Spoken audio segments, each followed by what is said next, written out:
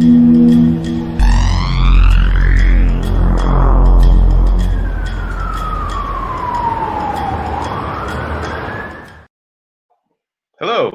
ladies and gentlemen. Good morning. This is SIEDC Live. It is 9:36 a.m. on Tuesday, June 16th. Welcome to the program.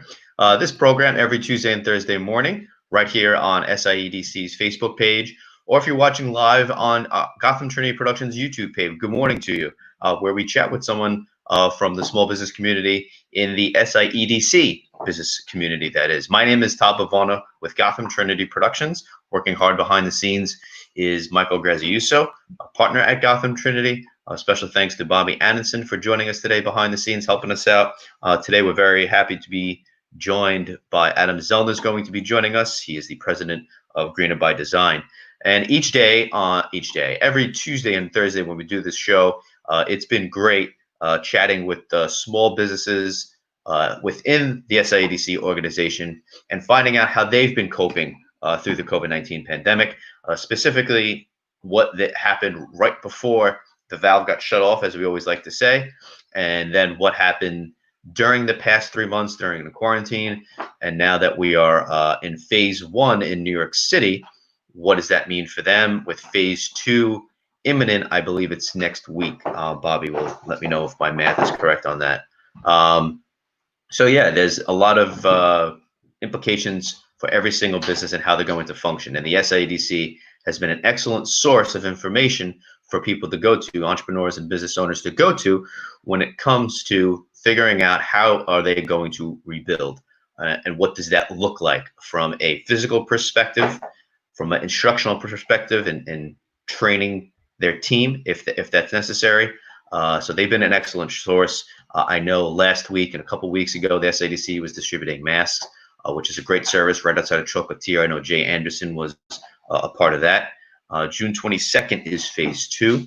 So I think that's an important note for businesses who are watching. We're watching the rebroadcasting of this, again, on Facebook or on YouTube. So yeah, once again, thanks for joining us today. Normally joining us is Jaclyn Taschetti. She's the director of marketing and outreach at the SIEDC, but she is on a pretty big conference call, I'm assuming, from either Caesar or who knows. But I know that they're very, very busy. At the SIEDC, I know they're going to be retooling their staff, who's coming in, who's going out.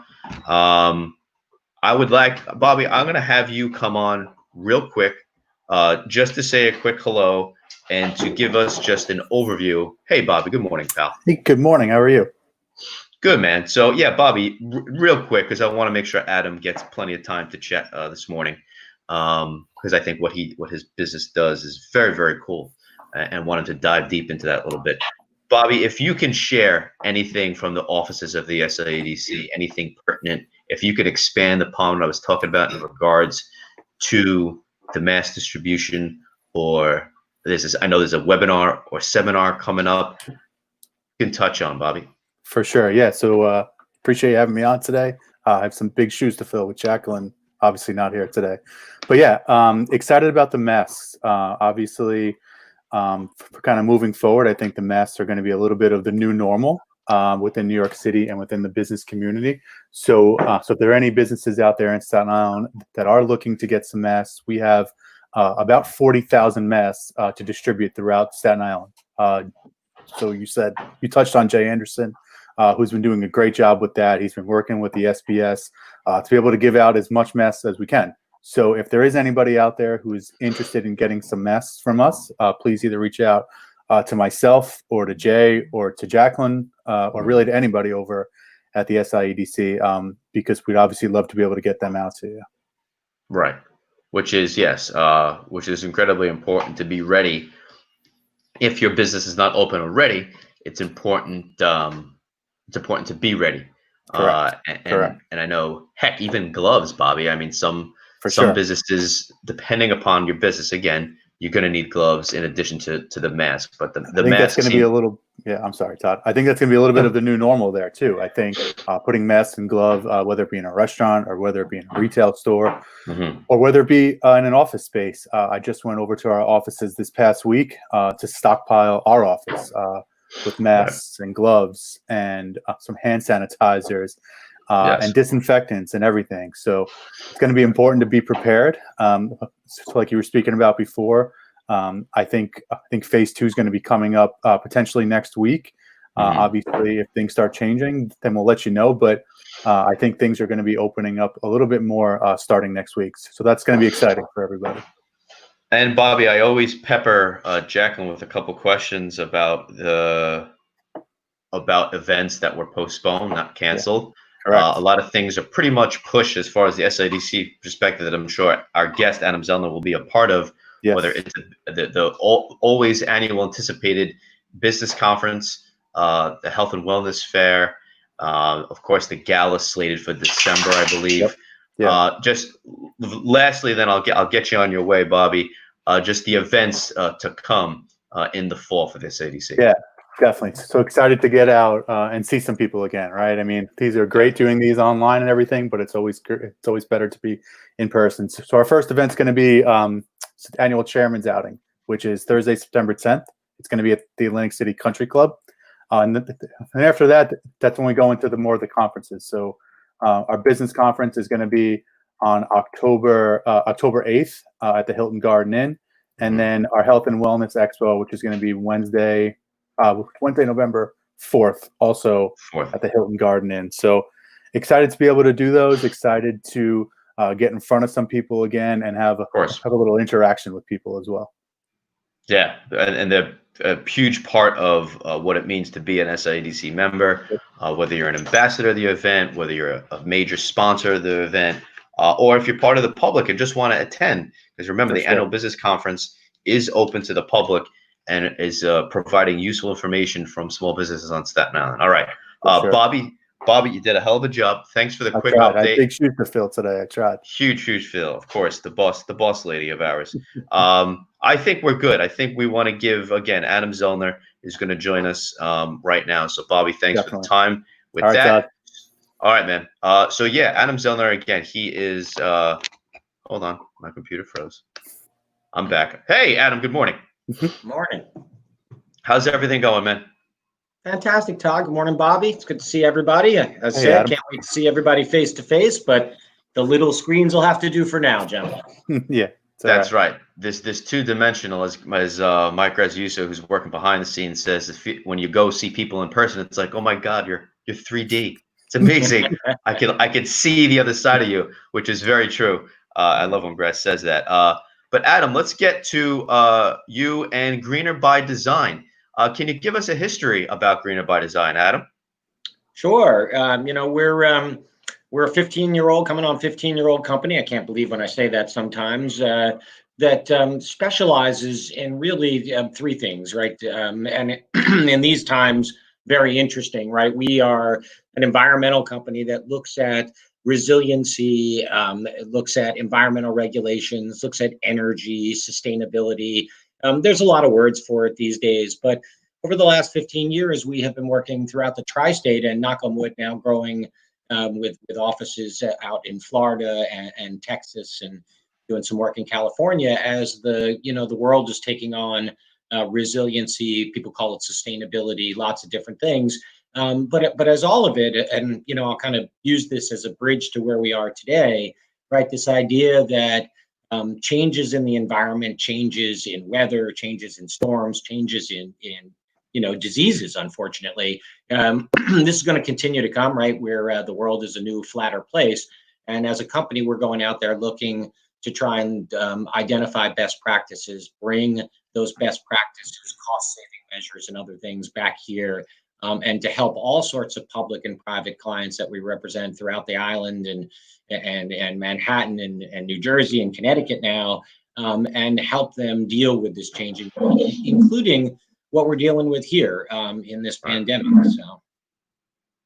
Right, and I was a quick glance at your website and dealing with energy, your services, energy resiliency in the environment, and how interesting of how that climate is going to change in the post-COVID-19 era, which leads me to what do you think your business model is going to change at all in the coming days, weeks, and months? Is it what's going to be different?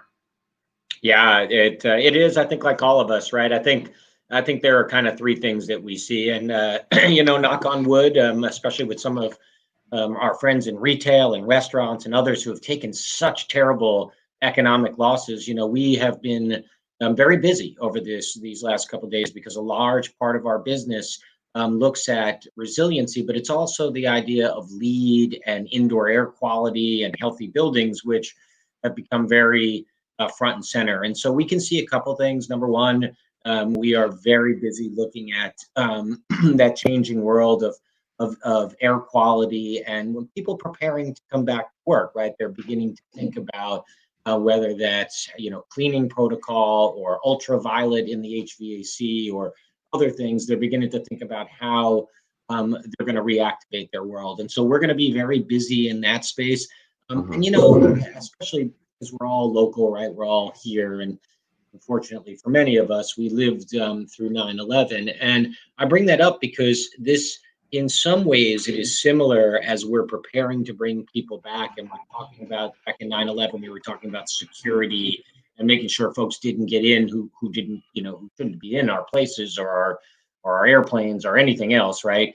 And today there are some eerie similarities in the sense that we're looking at how we look at the gates, we look at where people enter, we look at security, and now we're looking at taking people's temperatures and doing some other things rather than maybe in addition to checking for others, right? But it's very similar, and so our model is going to change just like it did then. We're going to have a lot.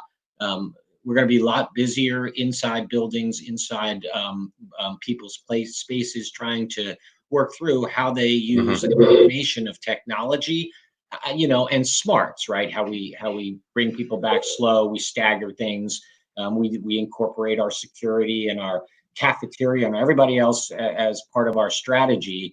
And similar to other disasters, we're going to be in this recovery road. We could see for certainly a little time. I will also say, knock on wood, that you know, after the 1918 pandemic, 3 years later was the Roaring '20s, and I'm hopeful we're going to see the same exact thing as we all take this on, recover, and get right back to a good economy.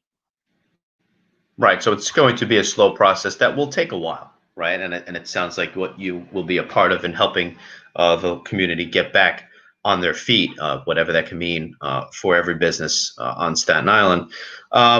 What else can you say about the landscape and how what you do is going to be modified, or how plans for the future when you're doing all these projects? I'm looking at some of your client projects online right now.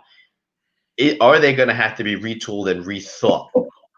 Like when you're doing the mayor terminals, for instance, or if you're doing a big project, for instance, are you going to have to rethink how it's done and how it's approached and different protocols of safeguards in case something like this happens? And what is that conversation going to need to be had? It's like, hey, we need to add that part of the planning into it now. Does that make sense? Because it does. Yeah. And it's very smart. Yeah, that's 100% happening, right? I see it in two ways, right? To what you just said, large scale projects, you know, we're involved in some of the big terminal operations. We're involved in the offshore wind efforts. We're involved in some major redevelopment projects throughout the island and in the region.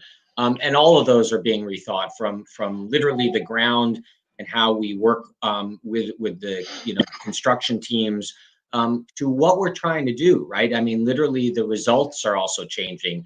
And I'll give you an example. Some of the hospital projects we're working on, clearly for all those in the healthcare world, and thank you from the bottom of our hearts for doing what you do. You know, they have to rethink their buildings, their operations. They've got to start thinking about how, you know, how we're going to in the future have sick people go to a hospital and approach it maybe differently now than they would have in the past, where we don't want to commingle folks as we used to so easily. Negative pressure. A lot of our retail and commercial folks are beginning to think about how they redo their entire buildings, right? How they separate out security, how they create negative pressure in certain places to reduce air circulation, how they use ultraviolet, as I said, in the air handling systems to attack you know, disease at the you know, micron level, cellular level. And so all of this is changing, right? People are beginning to pay much more attention to how people enter facilities. Again, as I described before, a little like 9/11, right? The gate and how we come in. And so we're rethinking projects big time. We're rethinking it both in how we stage the construction, because things are moving differently and we've got to take our time and separate. But I think the biggest effect is especially on folks that were building things out there. Many building owners are rethinking that building now. They're rethinking about more open space, more air circulation. As I think all of us know, right, if you moved into an apartment building and you got me 6 months ago as a company, our objective would be to try and seal that apartment up as tight as we can to prevent cold air from getting in the winter and cold air from getting out in the summer. Now that's different, right? We're beginning to think maybe we want buildings to breathe. So all that is changing. You're going to see a huge dynamic change as we're being asked to look at apartment buildings. I think everybody recognized in the last 90 days, most people have seen more of their apartment than they probably saw in 5 years. And so we've got to think about what that means to air circulation, to open space, to people wanting to live in urban areas. So yeah, it's all going now. Yeah. So you do need to take into account precautionary measures, and that was interesting. You brought up on the job site, in addition to the execution of the final plans of the project that you're working on. Again, thinking ahead and retooling how things are done, which reminds me of the little diagram that I don't remember who shared it or if it was a news organization, of the restaurant that had their air flowing a certain way, and when one person had it, and how it was spread accordingly. So you have to think of that moving forward. And you mentioned airflow and maybe not closing off spaces and leaving room for some cold air or hot air to seep in and whatnot. All of these things you now have to consider. Do you foresee this being costly? I almost feel like it's organic foods, and you have to buy healthier for some reason, even though you're not putting anything on it. The pure natural apple costs more than the apple that has the pesticides on it. I'm not saying that's an analogy to building and what you do, but you see what I'm saying? What you're doing is to be healthier and be safer for the future. Do you think that costs are going to rise? And are you going to have to quote more moving forward for certain projects because you need to take precautions for your crew and for the final of the project? What do you think, Adam? Yeah, no, I think you're dead on, right? I think just like any major change we've had to go through, Sandy, again, 9/11, all these other things, the initial reaction is always expensive, right? We have to raise, we have to change. And, I'll give you some examples here, and you just hit it. We have a client who's begun to itemize just what it's cost them over the 90 days to have that extra security for their employees, right? The extra cleaning materials, the separation, everything else. They're already into the millions of dollars in just 90 days. And so we're looking at that. And yes, it is going to cost more money, right? We're hopeful that some of the federal stimulus and other ways, other dollars are going to help. But we see a place where both construction and, it's to your point, separating, precautions, moving a little slower. That's all going to cost more time, and time is money. And then as we reactivate, they're initially, and just like Homeland Security, right? Big expenses in the beginning that ultimately will be absorbed, and then at time this becomes normal. And I'll use that example I gave. Many buildings, many apartment buildings throughout Staten Island today are now opening up their VAV boxes. These buildings are breathing at night. They're circulating a lot of air. Well, it's been chilly a couple nights, and it's going to be hot very soon. Each time we do that, we got to reheat or recool that air. And something we tried to avoid just a few months ago because we don't want to waste air. And so, for the next year, we might waste a little air. We might let some fresh air in, and we're going to spend some money. And let's hope our friends at the state and federal level are watching this, because it's the focus on the recovery tends to be like in the moment. And sometimes we forget there's long-term ramifications to that. And, right. And we got to keep watching that. And so you're saying from that level, certain projects that you may already be on or going to be on and sign the contract could use a little assistance, because this is going to be a costly venture at first. I think your example, like Superstorm Sandy, raising your house, right? I'm just giving kind of an example, right? Is that what you're saying? Like the initial cost was high in order to do that for a multitude of homes on the North Shore or along the East Shore. So very similarly, that's going to happen with your projects that are going on here. All right, interesting. Adam, we're coming up on a couple of minutes left. What else have you been working on during quarantine? Now, let me go back. I didn't actually ask questions in order. During quarantine, you guys are still working, right? Yeah, we are. And I should Yeah. have started out by thanking my incredible team. They've been out there face masked and gloved up to that point, right? On the job. And, really trying to help folks think through reopening and what they do, because a lot of, as you know, we want to rebuild consumer confidence. A lot of our clients, especially the retail commercial clients, the malls, I think it's lost on people that they're incredibly concerned, not just because their families live and work here, right? It's not just a business, but they know if it goes wrong and it's at their place. I mean, we all know the ramifications. If someone gets sick in the mall, people will not go to the mall, right? And so, correct. So we want to get it right. And right. We're out there, we're working every day, and the knock on wood, the team's been in the field, just like a lot of other people, especially as we get ready to go now. Wow. So okay. So you've been working through much of this. What was I going to ask? What is going to be different? We already went over what is going to be different. I'm trying to think what other things are going to happen. But you already kind of went over what's going to happen for the business moving forward and whatnot, and how you dealt with going through quarantine. What's a silver lining? You know what? Let's go. Let's end there, Adam. All this that you've been going through. While you still had people working hard, or people spending more time at home, this is the question I had, were you working on any aspects of Greener by Design that you might not normally have time for? And we asked this about all small businesses coming on here, because this was a good time. You're in quarantine. You don't have much to do, but clearly you guys had plenty to do. But website work, were you able to work on marketing or housekeeping items, like things that you don't have time for? Were you able to focus on that and all, or overall, what was any positive you could take away from this whole past 4 months? Sure, I'll give you three. One, knock on wood, we've been very busy, and so in getting our message out, healthier buildings, healthier air, healthier everything, right? I think a lot of that was ignored for a lot of years, and it's money, right? People, if you can ignore things, you ignore it. And so the first great thing coming out of this is we're all going to have a healthier environment, and that's not just about pandemics, right? It's about flus and colds and everything else that used to be annoying to us that may be secondary. But we are going to come away with better building stock, smarter buildings, healthier buildings.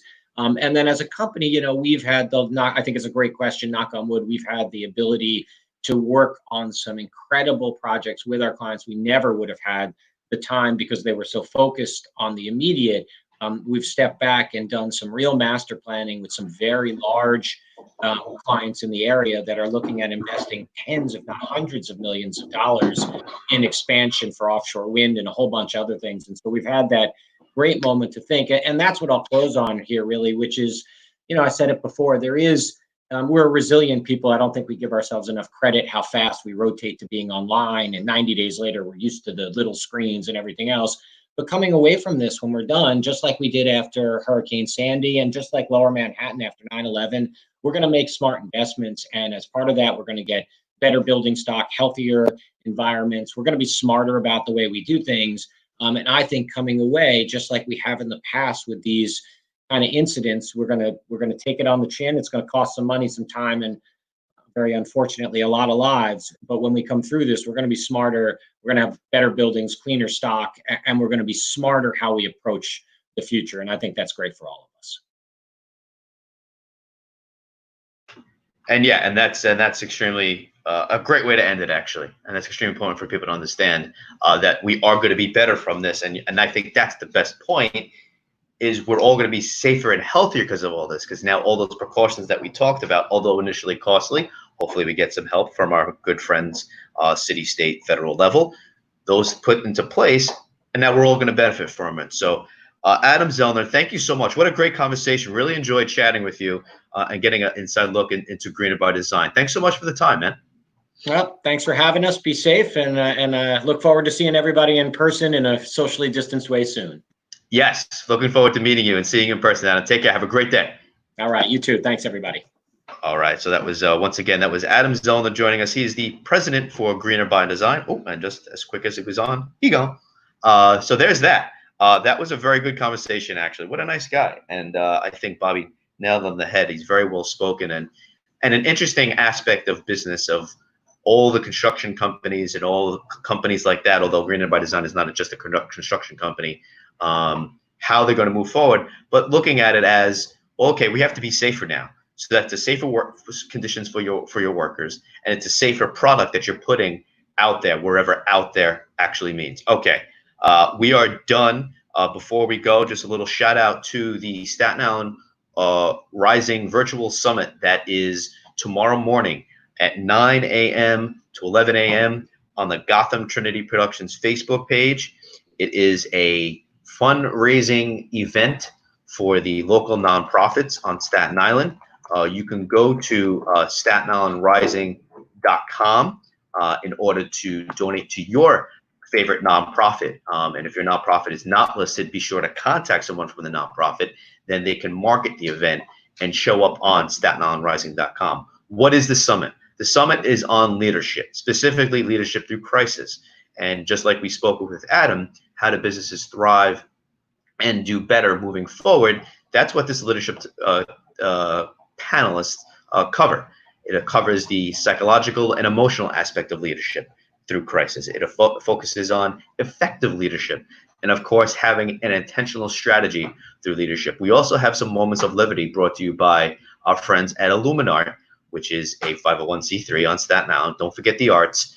And also Gotham Trinity is very proud to be sharing a couple skits with you. Also a big confidant and their big someone that they look up to, John Maxwell. The team from John Maxwell will have a message for you as well. So again, that's tomorrow morning, 9 a.m. on the Gotham Trinity Productions Facebook page. And now I'm typing in live from APAC, Wednesday at 3 p.m. on APAC's Facebook page. And then there's one more note. Although not a member, this is a shameless plug for Gotham Trinity Productions. Bobby, I hope you don't mind. We are producing, I am hosting, Michael Graziuso is directing. And we have our other team. We're happy to have Jen Rutigliano join us. She will also be working hard behind the scenes producing this show every Wednesday moving forward at 3 p.m. from the Avenel Performing Arts Center in Avenel, Woodbridge Township, New Jersey. And we're looking forward to that, about the arts also hit very hard by this pandemic. And then tomorrow night is Wind Down Wednesday at 9 p.m., followed by Gotham After Dark at 10 p.m. This program comes back to you live Thursday morning at 9:30 a.m. One more reminder, Juicy Lucy presents A Flick and a Feast. Gotham Trinity Productions is also proud to be a part of this production. How? The Flick and a Feast is at Juicy Lucy Barbecue, located on Father Capodanno Boulevard. He will be showing movies outside. It's drive-in style, where you can order straight from the Juicy Lucy Barbecue menu via an app. They will bring that to your car. He's going to have multiple showings on Tuesday, Wednesdays, and Thursdays, and about 4 showings on Fridays, Saturdays, and Sundays. This is very exciting, and Gotham's proud to be a part. Gotham has been tasked with producing the first 14 minutes, pretty much the preview section. So if you're an interested business,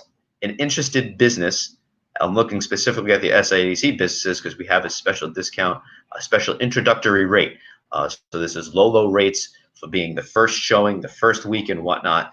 So if you're an SIEDC business, and Bobby, if you'd like to share this with some SIEDC businesses, Gotham can produce a commercial for you. It would be a 30-second spot, and it could air before one of the movies, again, at the Flick and a Feast at Juicy Lucy Barbecue.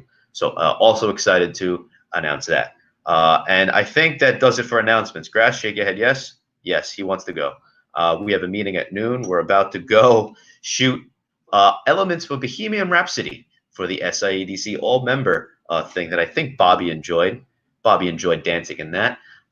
He especially enjoyed dancing I Am Woman. I'm just kidding. And then we had Landfill Dogs, or Reservoir Dogs, as Quentin Tarantino, a.k.a. Cesar Claro, said. So we're back here Thursday morning at 9:30 a.m.